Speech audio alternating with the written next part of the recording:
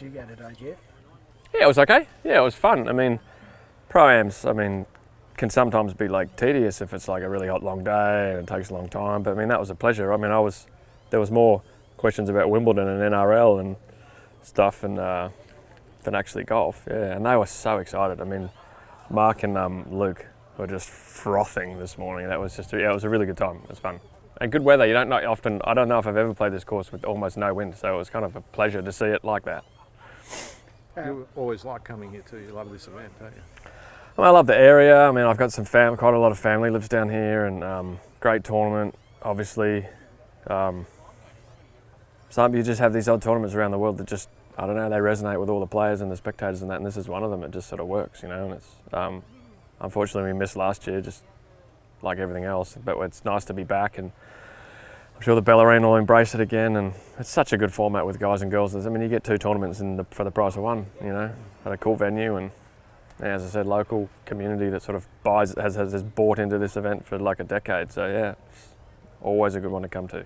Is it kind of the perfect place to have an event like this where you guys are playing here, people can come watch you and they can go and play some amazing golf courses around the corner as well?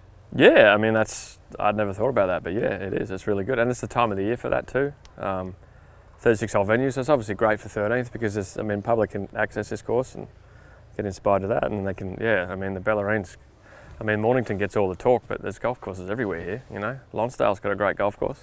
Designed. Yeah, incredibly designed. Yeah. I don't know, I don't know, you can't keep saying good things about a tournament, I guess, but it's just a good, well-run tournament that everybody loves. The British Open spots are obviously an amazing carrot for young guys here and whatever, but how's it different for you? You know, you've played them ages so many times, but where does it sit with you? Oh, that'd be pretty nice. I mean, Old Course is close to my favourite place in golf. And albeit it's probably not the best open, but the 150th there, amazing, yeah. So hopefully I can play decent and have a chance. It'll obviously be on a lot of guys' minds. It's always been a bit weird. Sometimes you play the Australian Open and there's sort of 4 or 5 guys on the leaderboard who are in and 4 or 5 are not, and you're trying to do maths and sums like on the last few holes to see who's going to get them. This one, it's like top 3 guys are going to get it. So it's really cool. And what a bonus for all these kids. There's some young, really good players. They've been sort of grinding for a few weeks, played a few events in a row. It'd be a real sort of boon for these kids to get a start there, special. And what a special place to play your first Open for most of them, like the Old Course, 150th would be special, yeah. You mentioned grinding and playing a few events. My estimations, if everything goes to plan and you play Sunday, that'll be about 14 days in a row. 14 days in a row, yeah. When was the last time you played golf 14 times in a row?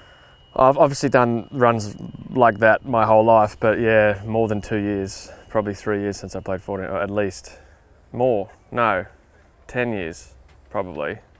Long time.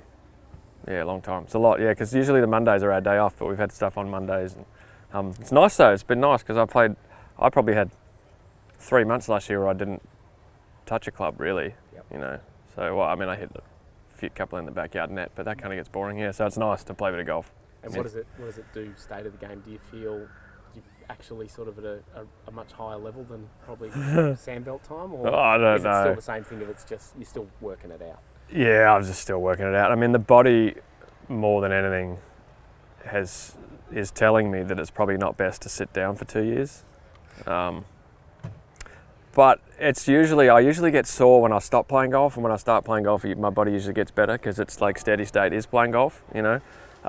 So I was a little bit achy and stuff last week, but this week it feels a lot better. So, and the golf, I don't know, it's hit and miss. I'm kind of dabbling around and trying a few different things and stuff. So I hit a few squirrely ones today, but it feels all right. You know, you never know. Once the gun goes off and you hit a couple of good shots, you know what golf's like. You can turn on one swing, and it feels like there's enough good stuff in there for it to do that. So hopefully it does. What does 2022 look like for you, Geoff, with all the other stuff, with the course design and the playing, whatever? How do you see it playing here? I don't know. If you know what's going to happen tomorrow, tell me. I want the secret. I don't know, a bit of travel. We've got the course, we're getting kind of busy in America, sort of ramping a few things up there. So I'll be over there sort of Masters time to visit a few places, and 2 or 3 other trips. Got President's Cup later in the year, which I'll probably be a sandwich carrier again, hopefully. talking with Trevor a fair bit, like on the WhatsApp and chatting to him and stuff, and they're all pretty excited. So a similar sort of captain's group that we had last time. So that's in Charlotte, sort of September. So 3 or 4 trips there, maybe a couple of golf tournaments, but mostly golf course stuff and all that. And sort of continuing to do like the game and the foundation stuff in Melbourne, and sort of look to sort of see if we can sort of elevate and improve the Sandbelt Invitational a little bit, and sort of keep going with that, and plenty of stuff to fill my days. And 3 kids at home too, so yeah. And the presidents, the international teams, with Hideki playing so well in particular, and Cameron now as well, it looks like a pretty competitive team, you'd have to say. It does. I mean, who knows? I mean, that American team, they're in like, that's a stronger, I mean, they're in like one of their sweet spots, aren't they? I mean, they've got tons of guys in their 20s who are all like, they got basically the top 10 in the world almost, you know, so who knows? But it looks that we have a pretty good team. I think it nullifies the advantage a little bit, the home advantage, because we've all played Quail Hollow so many times that there'll be no course advantage because we all play that tournament anyway, or our team, I should say.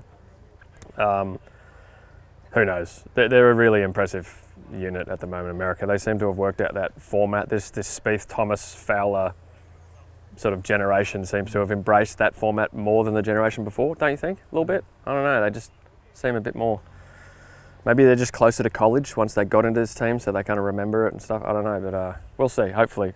I mean, as you said, Hideki, Cam's legitimately world class. Jason's on his way back. Leash is there. I mean, we could have 4 or 5 Aussies in the team, no problem. It could be, it could be pretty cool. And then Sung Jae's amazing, and Hideki, as you said, and yeah, I don't know, we could have a really good team. Seems like such an open field for this year's men's event. Who do you sort of like out of the group? Here, well, clearly Jed has shown the best, played the highest level this summer so far, but he's just come back from Saudi, which is a big trip for 1 week, you know. Anthony's been playing really good, Quayle. I mean, Toddy's got to be up and about after last week. He's all class. I mean, Micheluzzi's been playing really well. Cam John has been presenting every single week. It's sort of, I mean, he could be up there again. Yeah. I'm going to miss a few, but that's kind of the ones that are at the top of my head, yeah. You know, I mean, I don't know what the bookies would say if they even have odds, but it's got to be Jed and Anthony and sort of Quayle sort of up the top, probably. Muzz too. Muzz is sort of up and about. It's about, he's sort of got the pedigree to win this, no problem. So, I don't know, that's someone in their 20s you would have thought, yeah. Maybe in their mid-40s, I don't know. Those 14 days, how many putters have we had? 2. 2? Okay.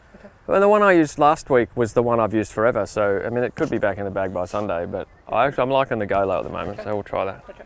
Cool. Sometimes I just need a holiday in the cupboard, you know. The Cameron, is it? Old Cameron? The one I put in, Yeah. it's just a different style, so mallet as opposed to the one I've always used, yeah.